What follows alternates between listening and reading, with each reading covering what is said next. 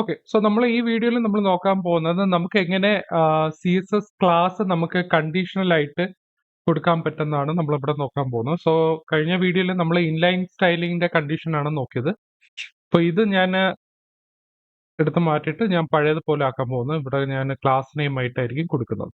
Okay. So എനിക്ക് അടുത്ത് എന്താ ചെയ്യേണ്ടതെന്ന് പറഞ്ഞാൽ എനിക്ക് ലേബലിന്റെ ഇവിടെ സ്റ്റൈലിംഗ് ചെയ്യണം. ഓക്കെ. ലേബൽ എന്ന് പറയുന്നത് ഈ ലേബലിനെ എനിക്ക് റെഡ് കളർ ആക്കണം. സോ റെഡ് കളർ ആക്കാൻ വേണ്ടി നമുക്ക് ഇൻഡെക്സ് ഡോട്ട് സി എസ് എസിനകത്ത് നമുക്ക് ഇൻവാലിഡ് എന്ന് പറഞ്ഞൊരു ക്ലാസ് ഉണ്ട്. ഓക്കെ. ഇവിടെ ലേബൽ ഡോട്ട് ഇൻവാലിഡ് ഉണ്ട്, ഇൻപുട്ട് ഡോട്ട് ഇൻവാലിഡ്. ഇൻപുട്ട് എന്ന് പറഞ്ഞാൽ നമ്മുടെ ഇൻപുട്ട് കൺട്രോളിനകത്ത് ആ ക്ലാസ് കൊടുക്കുന്നത്. അത് ഓൾറെഡി ഇവിടെ കൊടുത്തിട്ടുണ്ട്. ഓക്കെ. ഇൻപുട്ടിന് അവിടെ കണ്ടീഷൻ കൊടുത്തിട്ടുണ്ട്. സോ നമുക്ക് ലേബലിനും കണ്ടീഷൻ കൊടുക്കണമെങ്കിൽ നമ്മളിവിടെ ലേബൽ ഡോട്ട് ഇൻവാലിഡ് ഉണ്ട്. ലേബൽ ഇത് ക്ലാസ് ആണ്. ഓക്കെ. സോ ഈ ക്ലാസ് ആണ് നമ്മളിവിടെ കൊടുക്കാൻ പോകുന്നത്. അപ്പൊ നമുക്കിവിടെ ക്ലാസ് നെയിം ലേബൽ ഇൻവാലിഡ് എന്ന് പറഞ്ഞ് കൊടുത്തു കഴിഞ്ഞാൽ അവിടുത്തെ ടെക്സ്റ്റ് റെഡ് കളറായി. ഓക്കെ. സോ ഇത് എപ്പോഴും ഈ ടെക്സ്റ്റ് ഇങ്ങനെ റെഡ് കളറായി ഇരിക്കും. സോ നമ്മൾ ഈ ഇൻവാലിഡ് എന്ന് പറഞ്ഞ ക്ലാസ് ആക്ച്വലി നമ്മൾ കണ്ടീഷൻ ആയിട്ടാണ് കൊടുക്കേണ്ടത്. അപ്പൊ ഇവിടെ ലേബൽ ഓക്കെ ആണ്. ഓക്കെ. ലേബലിൽ നമ്മളിപ്പോ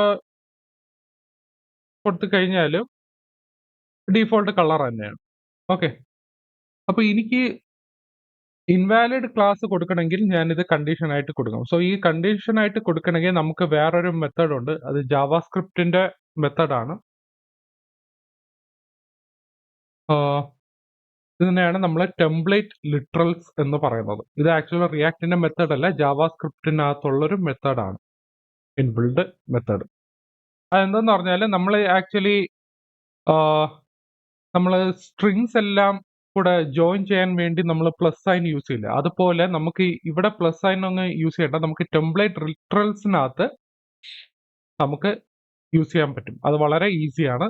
ഇപ്പൊ ലേബൽ നമുക്ക് ക്ലാസ് ഇവിടെ ആഡ് ചെയ്ത്, ഇനി ഇൻവാലിഡ് ക്ലാസ് ഉണ്ടെങ്കിൽ അത് നമ്മൾ കണ്ടീഷൻ ആയിട്ട് കൊടുക്കണം.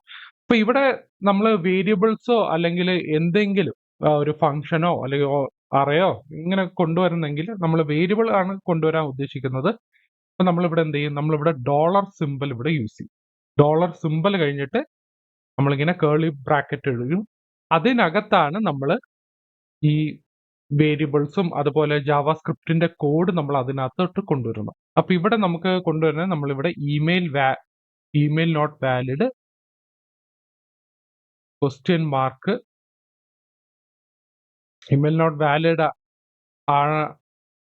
ട്രൂ ആണെങ്കിൽ നമ്മൾ ഇവിടെ ഇൻവാലിഡ് എന്ന് പറഞ്ഞ ക്ലാസ് കൊടുക്കും, അല്ല എന്നുണ്ടെങ്കിൽ അൺഡിഫൈൻഡ്. ഓക്കെ. അപ്പൊ നമ്മളിങ്ങനെ സേവ് ചെയ്ത് കഴിഞ്ഞാൽ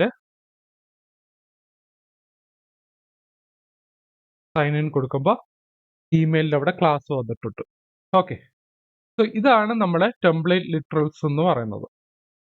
അപ്പൊ നിങ്ങൾക്ക് കൂടുതൽ അറിയണമെന്നുണ്ടെങ്കിൽ നമുക്ക് ടെംപ്ലേറ്റ് ലിറ്ററൽസ് അടിച്ചു കൊടുത്ത് നോക്കിയാൽ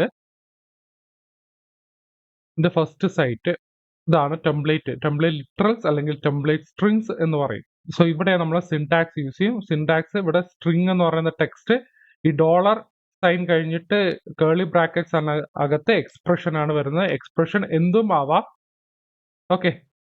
സോ അത് വേരിയബിൾ ആണ് അതിനകത്ത് വരുന്നത്. സോ ഇത് നമ്മൾ കോമൺലി നമ്മൾ ജാവാസ്ക്രിപ്റ്റിൽ യൂസ് ചെയ്യുന്നതാണ്. സോ ഇത് റിയാക്റ്റിൽ വളരെ യൂസ്ഫുൾ ആയിരിക്കും. സോ ടെംപ്ലേറ്റ് ലിറ്ററൽസ് യൂസ് ചെയ്യുന്നത് വളരെ എളുപ്പമാണ്. സോ നിങ്ങൾ അത് ട്രൈ ചെയ്ത് നോക്കണം. സോ ഇങ്ങനെയാണ് നമുക്ക് ഡൈനാമിക്കലി ആയിട്ട് നമുക്കൊരു CSS ക്ലാസ് നമുക്ക് എങ്ങനെ അപ്ലൈ ചെയ്യുന്നു നോക്കിയത്.